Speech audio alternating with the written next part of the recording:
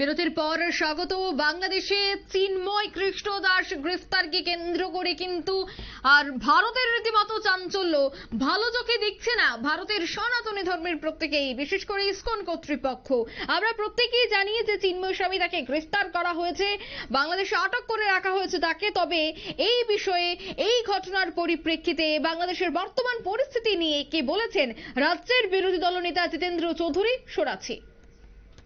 আমরা উপলব্ধি করেছি সে দেশে শেখ হাসিনার পরপর যে তিনবার প্রধানমন্ত্রীর আসনে বসেন, তার পরবর্তী দুবারের যে নির্বাচন, এটা মসৃণ ছিল না।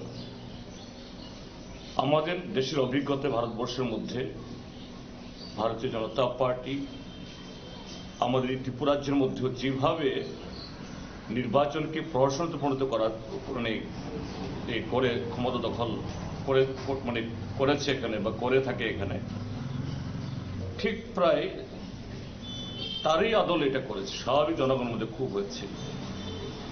কিন্তু আজকে এই পরিবর্তনের নাম হাসিনা সরকার অটোক্রেসির নামে যাদের হাতে সরকার গেছে, তারা বলছে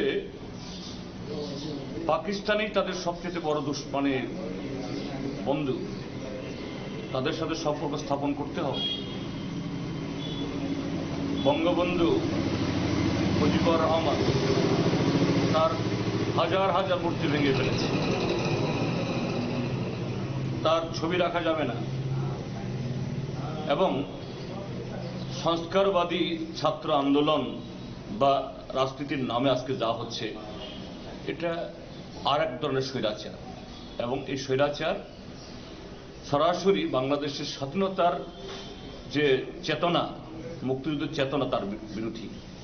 আর সেই চেতনাই বাংলাদেশে সেখানকার ধর্মনিরপেক্ষ যে শক্তি, এটাকে দুর্বল করছে।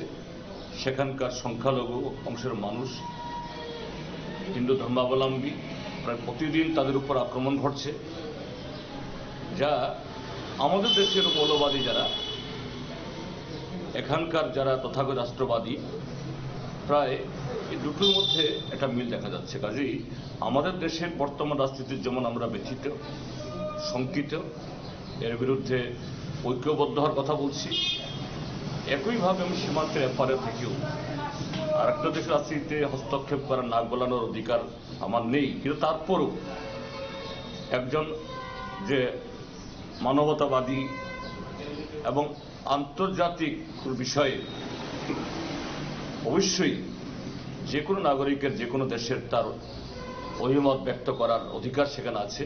আমি সে অধিকার থেকে বলবো, বাংলাদেশে সেখানকার ধর্মনিরপেক্ষ গণতান্ত্রিক শক্তি যে অটোক্রেসি বা স্বৈরাচারকে হটানোর জন্য আরো কট্টর স্বৈরাচারকে বসিয়েছে, তার বিরুদ্ধে সোচ্চার হন। তা না হলে পরে 1971 ইংরেজিতে যে চেতনা নিয়ে বাংলাদেশ গঠিত হয়েছে, সেই চেতনা ধূলিসাৎ হয়ে যাবে। আপনারা শুনলেন জিতেন্দ্র চৌধুরীর বক্তব্য।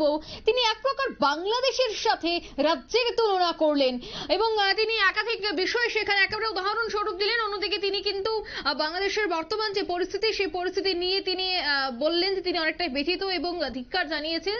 বাংলাদেশের এই পরিস্থিতি মোটেও ভালো নয়, সংকটজনক, এমনটাই কিন্তু তিনি বললেন। নিয়ে নিচ্ছি ছোট্ট একটি বিজ্ঞাপন বিরতি, সঙ্গে থাকুন।